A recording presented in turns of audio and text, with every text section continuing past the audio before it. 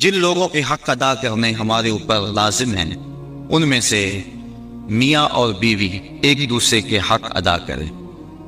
یہ ہمارے معاشرے کی ایک بنیادی اکائی ہے. اگر میاں بیوی خوش ہوں گے تو گھر خوش ہوگا، دو خاندان خوش ہوں گے، رشتہ داری کے اندر حسن پیدا ہو جائے گا.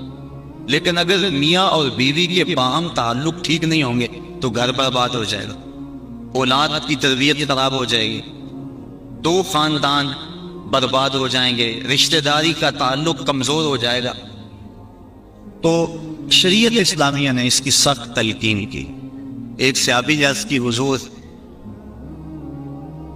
بیوی کا حق کیا ہے، ما حق المرأة علی الزوج، عورت کا حق خامد کے اوپر کیا ہے.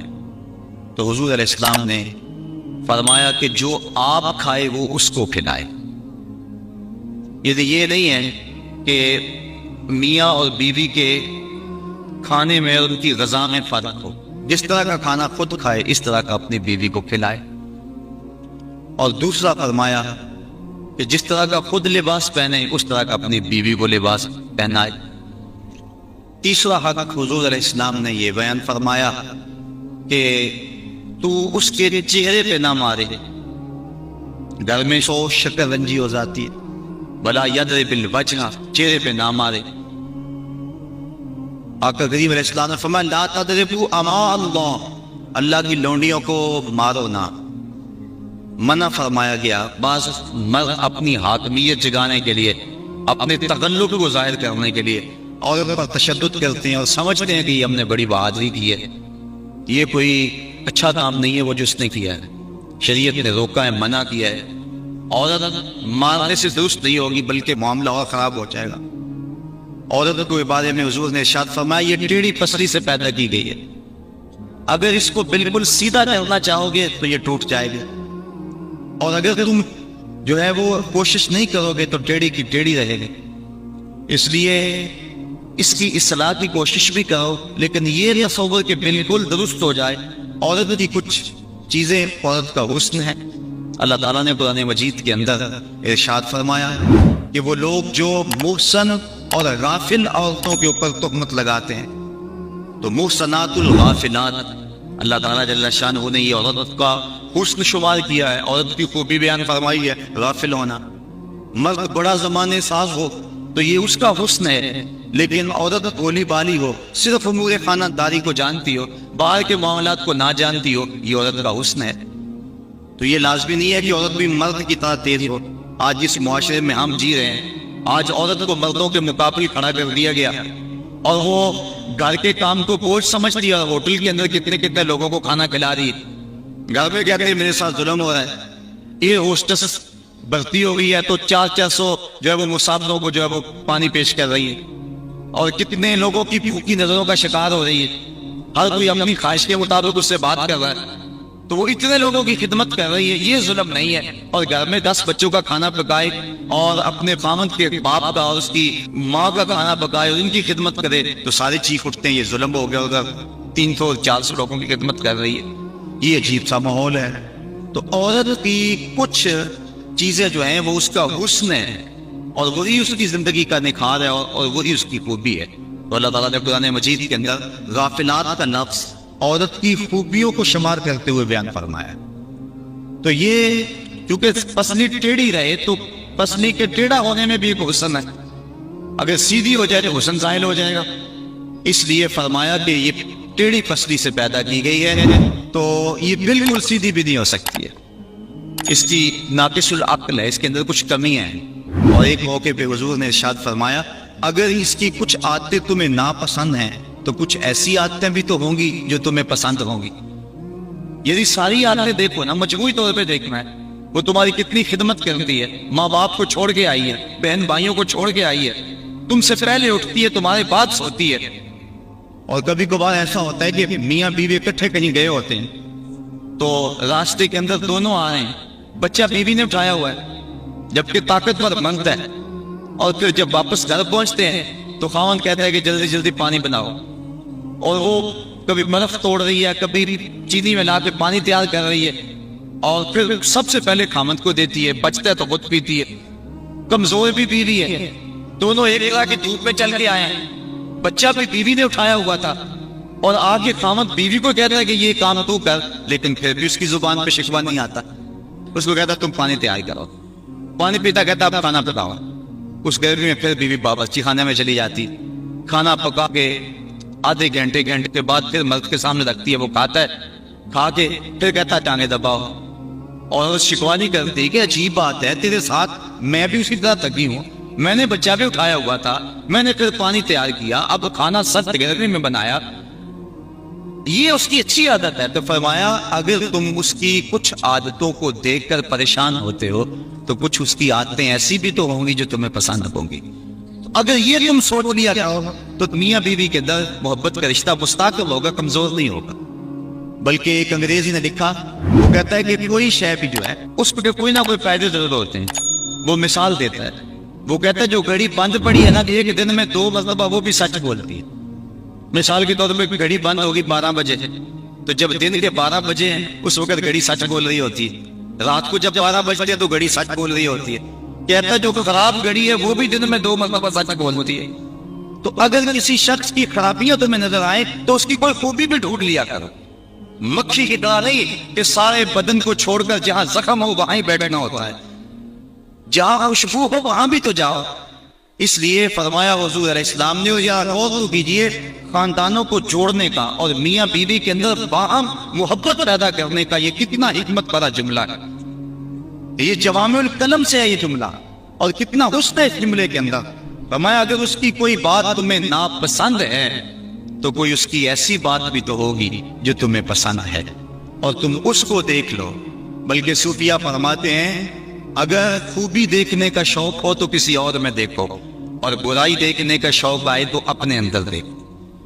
اگر انسان اپنی زندگی کے اندر یہ رویہ بنا لے تو زندگی میں حسن آ جاتا ہے، لیکن ہمارا جو عمومی رویہ ہے ہم برائیاں اوروں میں دیکھتے ہیں اور خوبیاں ساری اپنے اندر دیکھتے ہیں۔ وہ کیا کسی نے کہا تھا کہ کسی کی طرف انگلی اٹھانے والا ذرا غور تو کرے کہ باقی انگلیاں اس کی اپنی طرف اٹھ رہی ہیں، تو ذرا تدبر تو کرے، ذرا غور تو کرے۔ اس لیے فرمایا اگر اس کی کوئی عادت تمہیں ناپسند ہے، ناگوار ہے، تو کوئی اس کی ایسی عادت بھی ہوگی کہ جو تجھے پسند ہوگی، اس عادت کو دیکھ کر کے تم اس کے ساتھ محبت کر سکتے ہو۔ اور آقا کریم نے یہ بھی فرمایا خیرکم لأہلہ وأنا خیرکم لأہلی، تم میں سے بہتر وہ ہے جو اپنے اہل خانہ کے ساتھ بہتر ہے، اور فرمایا تم میں سے سب سے بہتر میں ہوں جو اپنے اہل خانہ کے ساتھ بہتر ہوں۔ حضور اپنے اہل خانہ کے ساتھ جو اس نے سلوک کیا ہے تاریخ اس پہ گواہ ہے۔ جب آقا کریم کا وصال ہوا 9 بیویاں اس وقت حضور کے نکاح میں تھیں، اور آقا کریم علیہ السلام کی ایک بیوی کو بھی حضور پہ شکایت نہیں تھی، جبکہ اتنی کثرت سے ازواج ہوں تو اس وقت شکایت کا پیدا ہو جانا لازم ہے، لیکن اس انداز کے ساتھ حضور نے اس نے سلوک کیا، ان کے ساتھ ان کے درمیان عدل قائم فرمایا، اور ان کے ساتھ محبت جو حضور کی تھی وہ مثال ہے ایک۔ حضرت سیدہ طیبہ طاہرہ حضرت خدیجہ الکبریٰ رضی اللہ تعالی عنہا کا جب آخری وقت آیا تو انہوں نے اپنی بیٹی حضرت فاطمہ الزہرا رضی اللہ تعالی عنہا کو بھیجا، کہا جاؤ اپنے باپ سے چادر مانگ لاؤ۔ تو سیدہ فاطمہ حاضر ہوئی، عرض کی امی چادر مانگ رہی ہیں، تو حضور علیہ السلام نے فرمایا بیٹا اپنی ماں سے پوچھو نا چادر کیا کرنی ہے۔ تو حضرت خدیجہ الکبریٰ رضی اللہ تعالی عنہا کی خدمت میں پوچھنے کے لیے حضرت فاطمہ واپس آ رہی ہیں، تو حضرت نبی رحمت صلی اللہ علیہ وسلم بھی پیچھے آ گئے۔ حضرت خدیجہ سخت بیمار، عرض کی حضور اس وقت جو میری حالت ہے آپ دیکھ رہے ہیں، مجھے لگتا ہے کہ یہ میرا آخری وقت آ گیا ہے، میں نے چادر اس لیے مانگی ہے کہ اس چادر سے مجھے کفن دیا جائے۔ اب سنو حضور نے کیا جواب دیا۔ آقا کریم کی آنکھوں میں آنسو آ گئے اور فرمایا خدیجہ تو نے تو چادر مانگی ہے، لو اردت جلدی لا آتیتک، اگر تو میری جلد بھی مانگتی میں وہ بھی اتار کے دے دیتا۔ یہ ہے محبت بیوی کے ساتھ، یہ ہے پیار کا رشتہ۔ حضرت ام المومنین سیدہ عائشہ صدیقہ رضی اللہ تعالی عنہا فرماتی ہے حضور کثرت سے حضرت خدیجہ کا تذکرہ کرتے تھے۔ ایک دن مجھ سے نہ رہا گیا، میں نے کہا حضور آپ اس بوڑھی عورت کا تذکرہ نہیں چھوڑتے؟ تو حضور نے فرمایا عائشہ مجھے خدیجہ کے بارے تکلیف نہ دو، جب پورے مکے نے میرا انکار کیا تھا اس نے میرا اقرار کیا تھا۔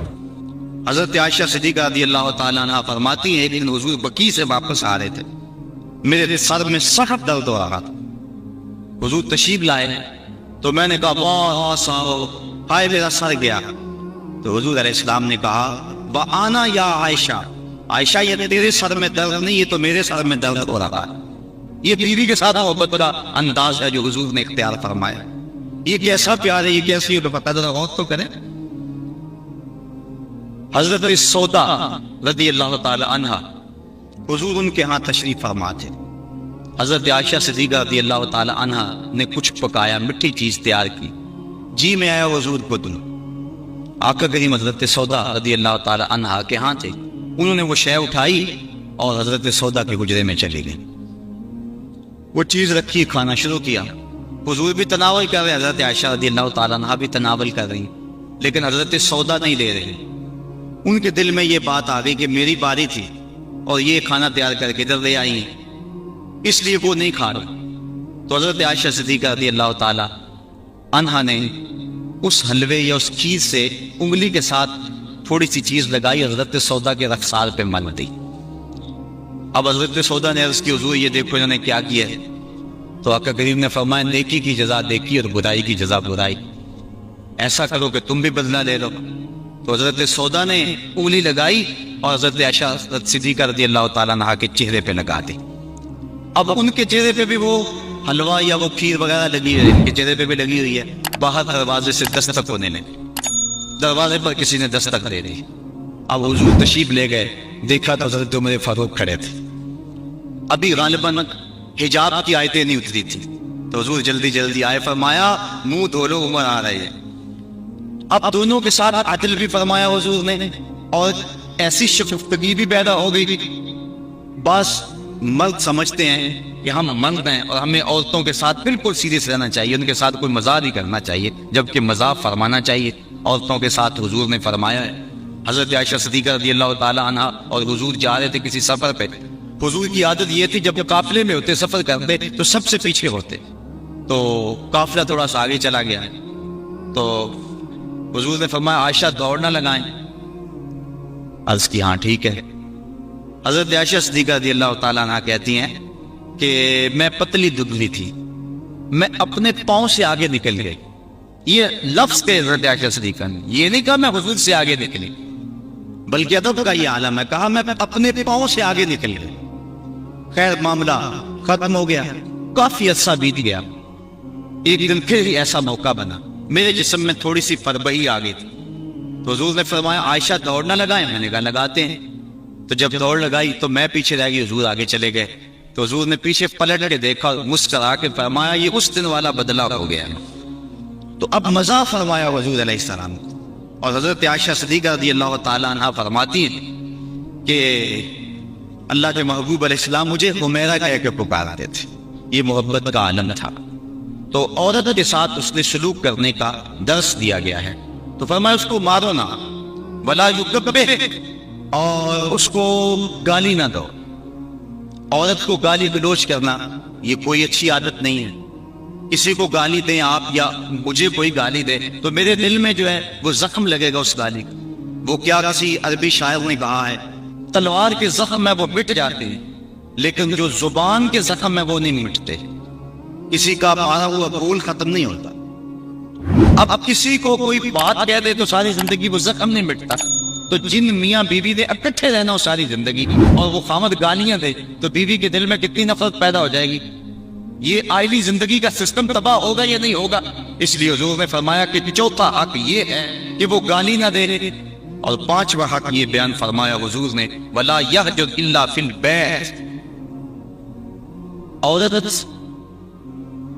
کی کوئی عادت ناپسند ہے یا کوئی ایسا معاملہ ہو گیا تو حکم ہے پہلے سے سمجھاؤ، اگر وہ سمجھتی نہیں ہے تو پھر حکم ہے کہ اس کا بستر الگ کر دو۔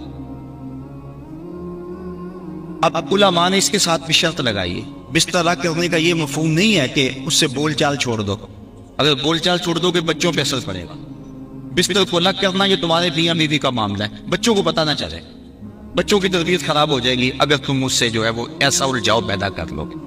اور پھر کہا کہ فی البیت، اس کو الگ گھر میں کرو، اس کو میکے نہ بھیجو، اگر میکے بھیجو گے تو اس کے والدین کو تکلیف ہوگی، تو تمہارے دو خاندانوں کے اندر فساد بپا ہوگا۔ کیسی حکمت بھرے جملے ہیں۔ فرمایا ایک تو اس کو جدا کرو، دوسرا گھر کے اندر کرو، کسی تیسرے کو کانوں کان خبر نہ ہو، اور عورت جو ہے وہ تمہاری جدائی برداشت نہیں کر سکے، کیونکہ عورت کی فطرت اور ضرورت ہے مرد، وہ مرد کو دیکھ کر تسکین پا رہی ہے، اور مرد کا چہرہ اجڑ جائے تو گھر اس کو کھانے کو آتا ہے، گھر میں اسے سکون نہیں ملے گا، ہر طرح کی دولت و آسودگی ہو، لیکن خاوند کا چہرہ سیدھا نہ ہو تو عورت کو سکون ہی نہیں ملے گا۔ اس لیے فرمایا کہ تم مجھ سے ناراض ہو جاؤ، بگڑ جاؤ، لیکن گھر کے اندر بستر سے الگ ہو جاؤ، الگ سونا شروع کر دو، لیکن گھر کے اندر، تاکہ بچوں کے حالات پر بھی فرق نہ آئے اور تمہارے خاندانوں کے اندر بھی تفریق نہ پڑے۔ تو کہا یہ حق ہیں عورت کے مرد کے ذمے۔ اب ذرا ان پہ بار بار غور کریں۔ فرمایا جو خود کھاتے ہو انہیں کھلاؤ، جو خود پہنتے ہو انہیں پہناؤ، اور چہرے پر نہ مارو، اور فرمایا ان کے بستر الگ کر دو اور ان کو گالی نہ دو۔ یہ حضور علیہ السلام نے عورت کے حق بیان فرمائے۔ اور پھر حضور نبی رحمت صلی اللہ علیہ وآلہ وسلم نے یہ بھی ارشاد فرمایا، اکمل المؤمنین ایمانا احسنہم خلقا وخیارکم خیارکم لأہلہ۔ فرمایا تم میں سے کامل ایمان اس شخص کا ہے جس کے اخلاق اچھے ہیں، خلق اچھا ہے، جس کا منہ میٹھا ہے، جس کی بولی ٹھیک ہے۔ وہ کیا کسی نے کہا تھا، لہجے میں اگر رس ہو تو دو بول بہت ہیں۔ انسان کو رہتی ہے محبت کی زبان یاد، انسان کو محبت کی بولی یاد رہتی ہے۔ تو کہا کہ جس کا خلق اچھا، اور دوسرا فرمایا جو اپنے اہل خانہ کے ساتھ ٹھیک ہے، سارے زمانے سے ٹھیک ہے، گھر والوں سے ٹھیک نہیں ہے، تو پھر کیسے زندگی میں سکون آئے گا، طمانینت آئے گا، کیسے چین آئے گا؟ تو تم میں سے بہتر وہ ہے جو اپنے گھر والوں کے ساتھ بہتر ہے۔ اور ابھی روایت میں نے آپ کے سامنے رکھی جس میں حضور نے فرمایا کہ میں تم میں سے سب سے زیادہ اپنے گھر والوں کے ساتھ اس نے سلوک کرنے والا ہوں اور اچھائی کرنے والا ہوں۔ تو یہ حکم دیا گیا کہ وہ اچھے انداز کے ساتھ اپنی بیوی کے ساتھ حسن سلوک کرے، اس کو جو ہے وہ مکروہ نہ جانے، اور اس کو برا نہ کہے، اس کو گالی نہ دے۔ دوسری طرف عورت کو کہا الرجال قوامون علی النساء، مرد عورتوں پر قوام ہے، حاکم ہے، امیر ہے۔ یہ اس لیے فرمایا گیا کہ پھر دونوں رائے ہیں، اور شریعت فیصلہ نہ دے کہ کس کی رائے مقدم ہوگی، رائے میں اختلاف بھی ہو سکتا ہے، تو پھر آئلی سسٹم پھر بھی تباہ ہوگا۔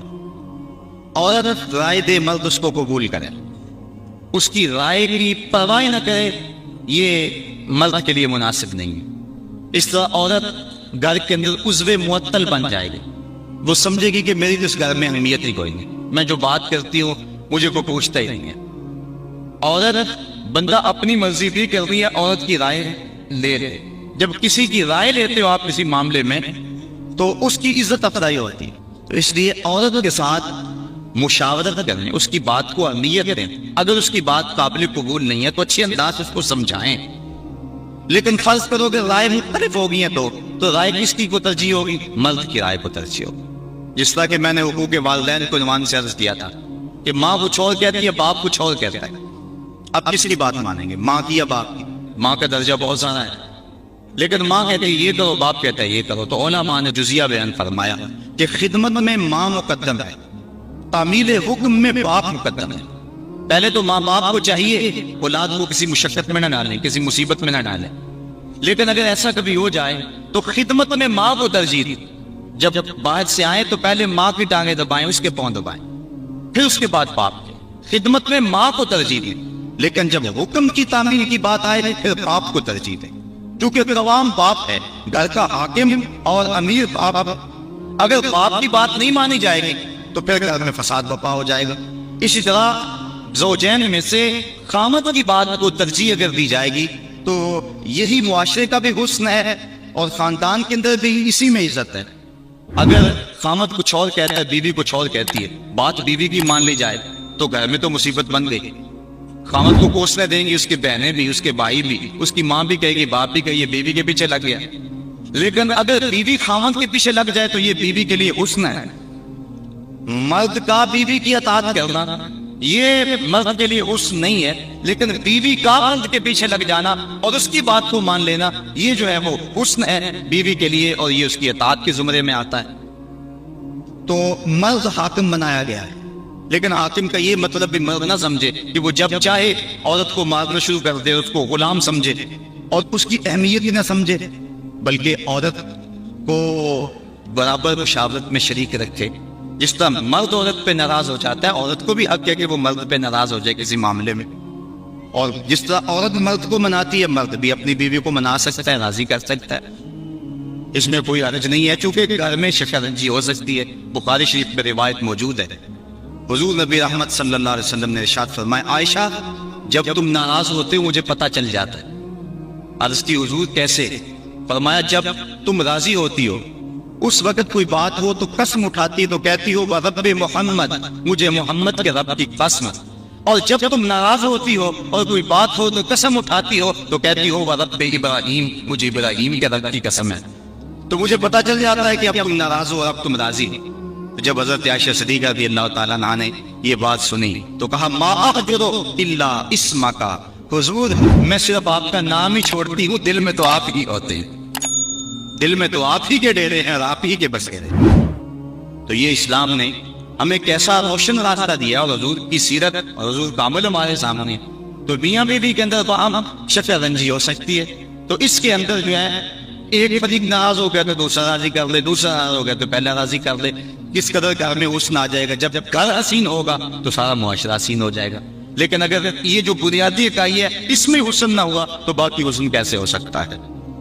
تو حاکم ہے مرد، اور جس طرح عورت کے کچھ حقوق ہیں مرد کے بھی کچھ حقوق ہیں۔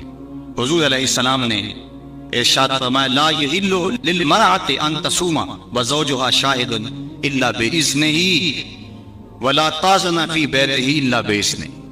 فرمایا عورت کو یہ حق نہیں پہنچتا کہ وہ روزے رکھے جبکہ خامد گھر میں ہو۔ نفلی روزہ رکھنا اگر عورت کو ہو تو وہ خامد سے پوچھ کے رکھے گی، خامد کی اجازت اور اذن کے بغیر عورت روزہ بھی نہیں رکھ سکتی، کیونکہ خامد کی رضا کا حاصل کرنا عورت کے لیے بہتر نفلی عبادت ہے۔ اس لیے اگر خامد راضی نہیں ہے تو روزہ نہ رکھ کے، راضی ہے تو رکھ لے۔ اور فرمایا حضور علیہ السلام نے دوسری بات یہ ہے کہ وہ اس کے گھر میں جس کو وہ ناپسند کرتا ہے اس کو آنے نہ دے، اذن نہ دے۔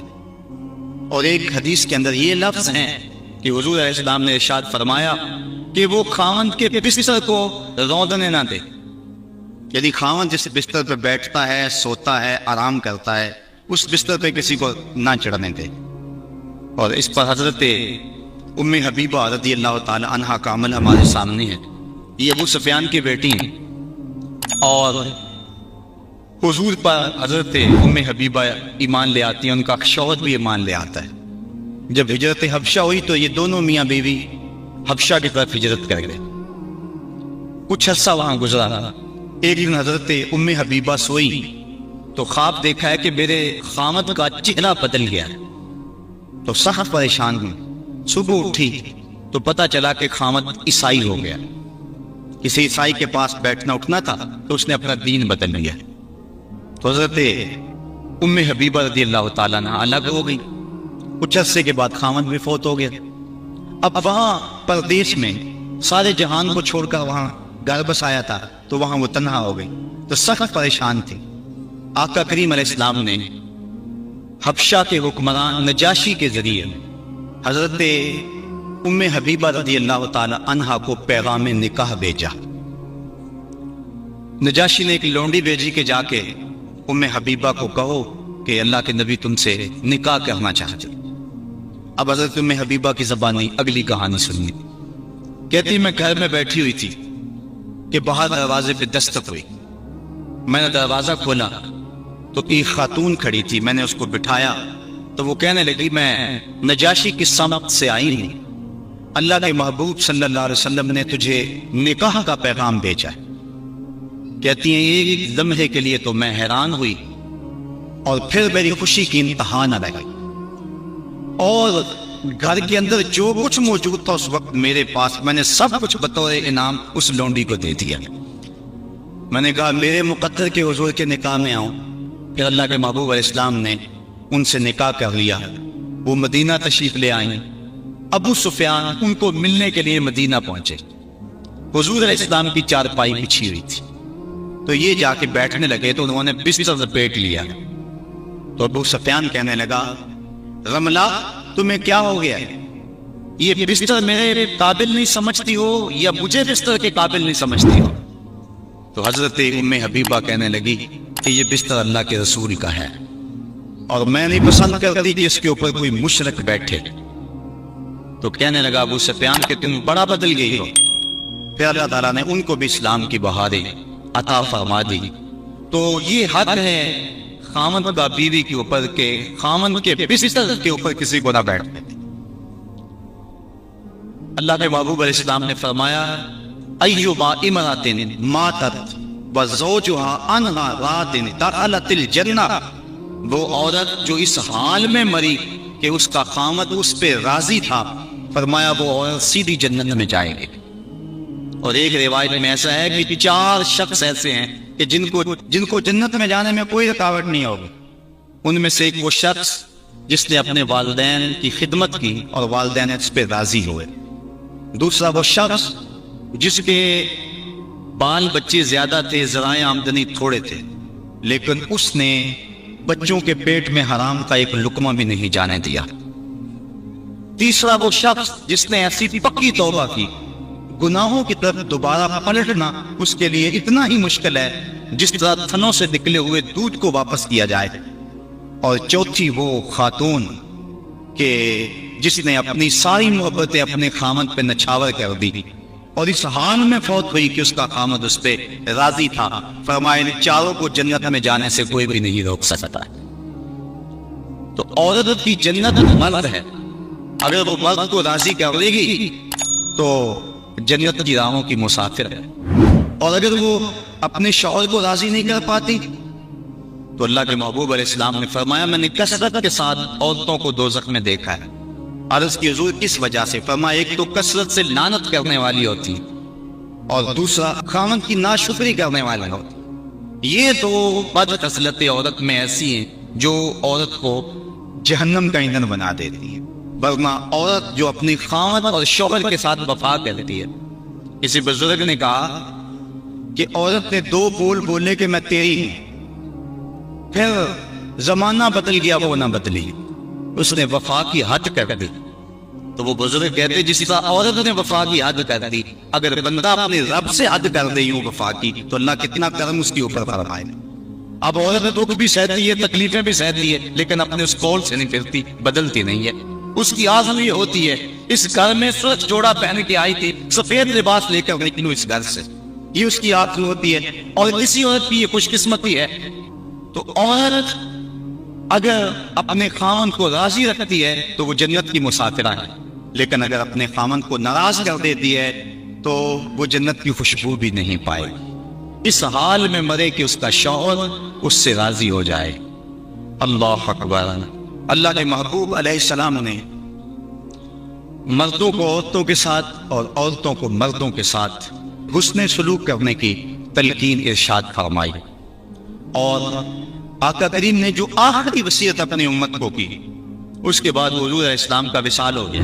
اس کے بعد کوئی وصیت نہیں ہے حضور کی زبان سے جو نکلی ہو.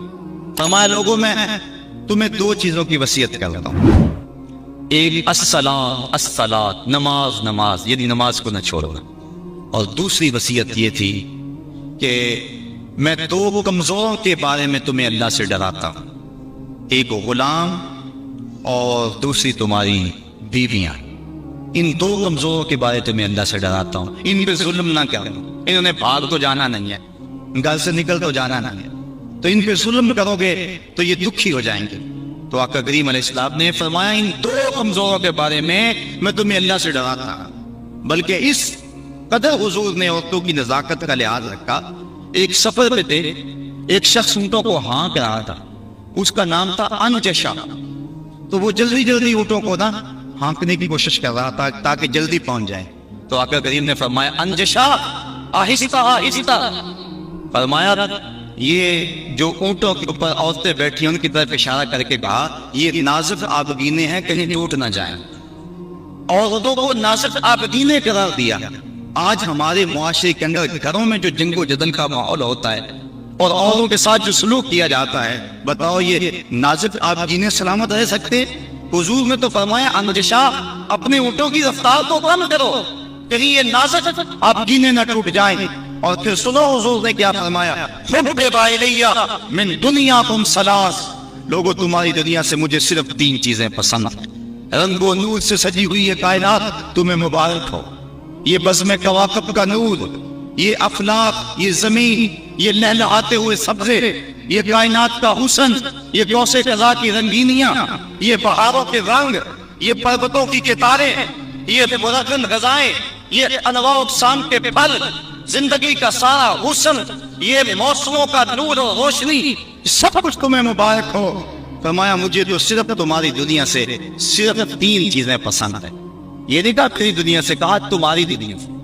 بلکہ ایک حدیث کے لفظ حضور نے یوں فرمایا کہ میری مثال ایسے ہے تمہاری دنیا کے ساتھ جس طرح کوئی مسافر گزر رہا ہو اور راستے میں کوئی درخت ہو اور وہ چند لمحوں کے لیے اس کی چھاؤں میں بیٹھ جائے.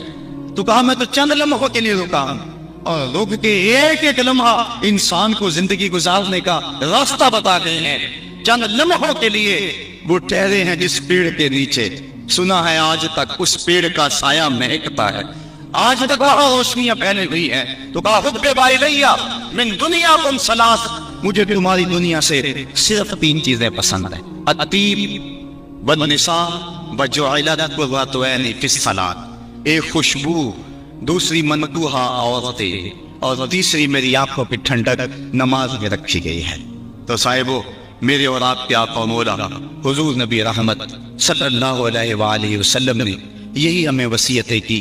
عورتوں کے ساتھ اس نے سلوک کرنے کا، اور عورتوں کو حکم دیا کہ تم اپنے خامن کے ساتھ اس نے سلوک کرو. بلکہ فرمایا کہ اگر اللہ کے علاوہ کسی کو سجدہ جائز ہوتا تو میں بیوی کو حکم دے دیا کہ وہ اپنے خامن کو سجدہ کیا کرے. عورت کو یہ بھی اذن نہیں ہے کہ وہ مرد کی اجازت کے بغیر گھر سے نکلے. اگر مرد پابند کرنا چاہیے عورت کو ہمت نہیں کہ نکلے، شریعت نے منع کیا. بلکہ حضور نے ارشاد فرمایا جب کوئی عورت مرد کی رضا اور اذن کے بغیر گھر سے باہر نکلتی ہے تو آسمانوں کے سارے فرشتے اس عورت پہ لعنتیں نازل کرتے ہیں. اور پھر جب وہ گزرتی ہے جن راہوں سے، انسانوں اور جنوں کے علاوہ باقی ہر درخت، ہر پتھر، ہر شے جو راستے میں آتی ہے اس عورت پہ لعنت دے دیتا ہے. تو عورت کو مرد کے اذن کے بغیر گھر سے نکلنے سے روکا گیا. اس کو کہا کہ تو گھر میں ٹھہری رہنا، تیری یہ وفا کا تقاضا ہے. اور دوسری طرف مرد کو حکم دیا گیا کہ تم نے اس کا خیال رکھنا ہے، جو خود کھائے اس کو کھلائے، جو خود پہنے اس کو پہنائے. اگر کوئی نوبت تکرار اور لڑائی کی آ جائے اس کے چہرے پہ نہیں مارنا. بعض علماء نے کہا کہ اگر مارنا ناگزیر ہو جائے، جس طرح کہ سورہ نساء میں اللہ تعالیٰ نے فرمایا کہ اگر ان سے کوئی ایسا کام سرزد ہو جائے تو پھر ان کو مار دو، تو اس کی شرط لگائی کہ مار علم والی نہ ہو بلکہ اس سے ذہنی تکلیف ہو جانا مقصود ہو. اور بعض نے کہا کہ مسواک کی مقدار کے اندر روئی لے کر اس روئی کا ایک ڈنڈا بنایا جائے اور روئی اس عورت کو ماری جائے. اب بتاؤ، روئی کے ڈنڈے مارنے سے عورت کو کوئی تکلیف ہوگی یا سلحانہ پکڑ کے اس کو مارو گے تو کوئی تکلیف ہوگی؟ تو مقصد عورت کے اوپر مرد نے اپنے غصے کو نکالنا ہے، ورنہ یہ ایک ایسا نازک آپ پینا ہے کہ اگر تم ڈنڈوں سے مارنے لگو گے، ٹھڈوں سے مارو گے اور زبان سے گالیاں دے گے تو یہ مقدس رشتہ اور یہ نازک آپ پینا ٹوٹ جائے گا اور گھر کا ماحول خراب ہو جائے گا. وہی میاں بیوی کامیاب زندگی گزارتے ہیں اور انہیں کی اولادیں درست ہوتی ہیں جو ان چیزوں کا لحاظ اور خیال رکھ کے محمد عربی کی سنت سیرت پہ عمل کرتے ہیں، اور جنہوں نے اپنے گھر کو جنگ کے نقشے میں بدلا ہوا ہوتا ہے. وقتی طور پہ وہ روب جھاڑ بھی لیں لیکن ان کی زندگی کے اندر حسن اور طمانینت نہیں ہوتا. تو آج میں نے اس نشست کے اندر یہ چند باتیں آپ کے سامنے رکھی.